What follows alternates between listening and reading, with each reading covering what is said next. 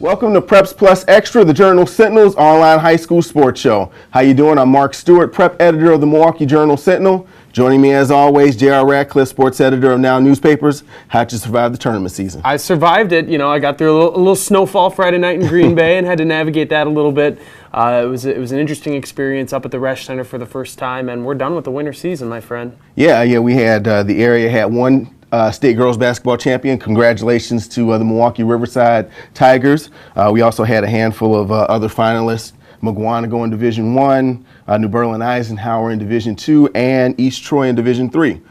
So let's, starting at the top, the Mukwonago Riverside game was, I guess it was, I think it's fair to say both coaches would probably say, hey, we could have played better. It wasn't the prettiest game. Sure. No. But that said, I mean, what stood out to you looking back about that particular contest? I think Milwaukee Riverside is going to be amazing for the next couple of years as long as they have those guards. Alana Johnson, Amani Wilborn, Right. Just tremendous basketball players, a sophomore and a freshman, very poised, struggled a little bit in the first half, came out in the second half, and they just kept doing what they were doing, and it worked. Got to a point where they were able to sort of take Mukwonago out of the zone, put him in man, spread him out a little bit, and they were able to pull away and turn that into a fairly lopsided contest at the end. Mukwonago held their own for the first half, and it really looked like it was going to be nip and tuck most of the way. They neutralized 6'5" center Brianna Lewis. She wasn't in the game with foul trouble for much of the first half. And yet Milwaukee Riverside really even then was able to build on its lead and keep churning along. Just tremendous amount of talent. Obviously it helps to have a 6'5" girl, Brianna Lewis, in the middle, but they're really going to be solid for the next couple of years too. Yeah, and as I was watching that game, especially early on, I was thinking for a while that, even though Riverside has, 6'5" Brianna Lewis, that really Mukwonago was the bigger team, I thought. I mean, they were, yeah. And I thought that was going to, play a factor, especially after Lewis got into foul trouble, and it looked like some of Mukwonago's forwards, who usually aren't the scorers, it looked like for a while they were being a little more aggressive and kind of taking advantage of the situation. But yeah, I agree with you in terms of, this not only showed how good Riverside was this year, but it just gives you maybe a peek into the future, because really, aside from Brianna Lewis and Aaliyah Gibson, two senior forwards, we're going to see a lot of these kids back, back next year. Right. Yeah. Mukwonago, too, has a freshman, Bree Sira. I thought maybe going to Green Bay, where she's already verbally committed to play after high school, maybe that would be a little bit of a daunting task for her. They say, the Green Bay Phoenix written on the floor. I'm thinking, that's going to be sort of a nerve-wracking environment for her. She looked very aggressive, particularly in the semifinal win over Arrowhead. Looked like a player who belonged on the varsity level, very effortless, and someone who will obviously continue to get better. And she's going to be a player in the next few years, although Mukwonago does lose Jenny Tuttle, Conference Player of the Year in the Classic 8, and Amber Gray, that post player you mentioned, who was being really aggressive, scored a bunch of points in a row for Mukwonago. Yeah. So that said, let's hear what the players and coaches from Mukwonago and Riverside had to say about the championship game. Mukwonago's a great team. Kudos to their coach and their program. They made us work for it. They didn't lay down. And, we just had to keep chipping at it. And finally, our pressure wore down on them. We were able to open it up, and my girls sacrificed their bodies. And, just amazing. It's just an amazing feeling, to have a group of young ladies like this that give me their all, inside the classroom with their families first. And we practice from 3 to 5. They give me everything. So it's just kudos to my young ladies that I have on my team. And I told them it was important to come out in the second half and dictate. Our pressure wore down on them. We started getting in the gaps. They had to come out of the zone. Once they came out of the zone, we spread them out, and that allowed Alana to get to work. When we get in the open court, it's hard to contain us, but we can play, as everybody saw tonight, a half-court game and be successful as well. Well, I think that through the final seconds, everything just set in. We were getting closer and closer to the end, knowing that we were ready. We were reaching our goal. We're coming closer to reaching our goal. And I think the joy just set in, and we knew we made it. They're really good, and we didn't play our best game, and that's called life, and that happens in tournaments all the time. We're a really good team, and we got great kids, and everything's okay.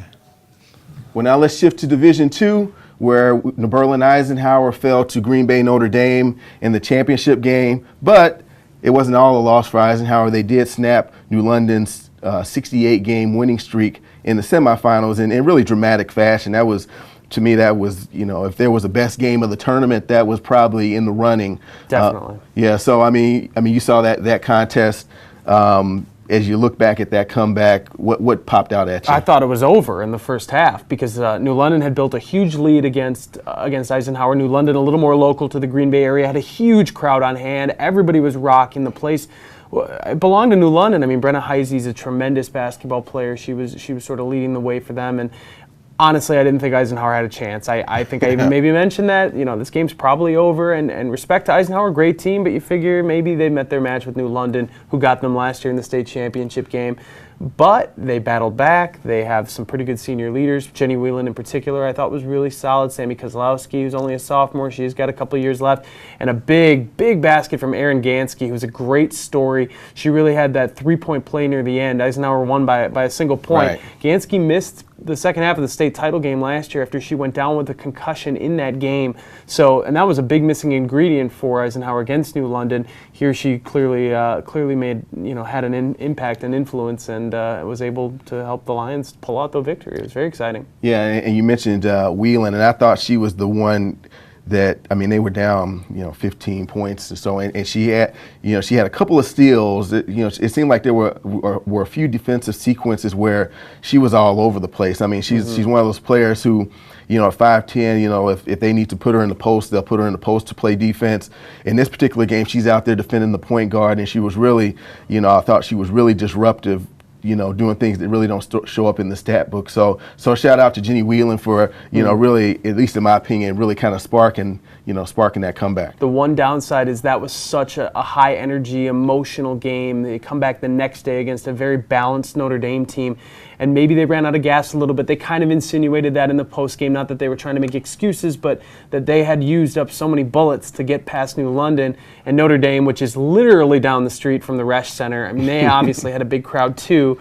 They have really no stars. They're just very across-the-board talented, and they were able to sort of pull away from Eisenhower in the second half of that game. Yeah, that was a tough loss for the Eisenhower Lions. But let's hear what Coach Gary Schmidt and his players had to say about their performance.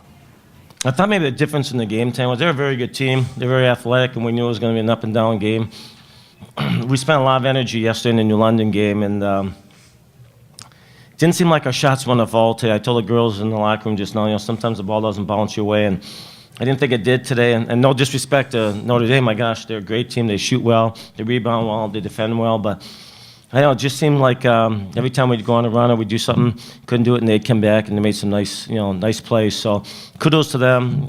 They deserve it. Obviously, it's really hard to get here, and everyone wants to get to state, and only 2 teams can make it to the final game, but we just put everything and all effort into our game, and it's the last game, so you got to bring everything, and it's just a really good accomplishment to get here since it's the last game we could get to in our career, so just to get here was a huge accomplishment in itself. And last but not least, our final area team to reach the state final, East Troy. Wow, heartbreaking loss. They lost on the final second bucket to Kewanee, which won its second straight Division III state title. Again, same question.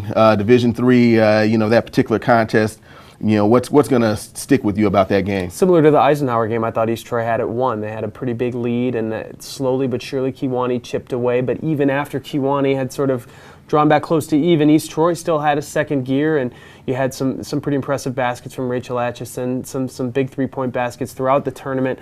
And then on that last play, it was slow to develop, and Kewanee took their time. Defending state champions, so Kewanee's been an experienced team in that situation before. Alex Richards snuck away, was able to get open underneath the basket, and it's too bad for East Troy, but you can't really say that they blew it. It was just a really, really good basketball game that happened to end on a buzzer beater. Yeah, and Brianna, you talked about Rachel Atchison, who had a huge three-pointer to tie the game with about 15 seconds left or something like that. Brianna Gasparovich, the Rock Valley North Player of the Year, was fantastic really in both games. They were hitting threes, and really, even though they didn't win, I think, this year compared to last year when they went to state, they really gave people an idea of what they're about in terms of, the up-tempo style, the, hitting the three-pointers, a lot of balance, with their team. It's just, there can only be one state champ in each division. So that said, Let's hear what Coach Jeff Brown and his players had to say about their trip to state. I want to give Kewanee all the credit. They're a wonderful program. They earned that victory tonight. My kids have nothing to be ashamed of. When we talked about winning, losing this game today, we wanted to make sure the other team earned it, and they sure did. And I'm disappointed for my kids, obviously, but my kids have nothing to hang their heads about. And I thought that the tempo switched a little bit in the third quarter. They kept after us a little bit. We stopped driving to the basket. We had a couple of turnovers late in the game, too, that really hurt us. We got a little bit out of control. But you got to give credit to her and their three really good players. It was a great basketball game. If somebody's disappointed about the ending of that one or not getting their money's worth, then they shouldn't come to another game.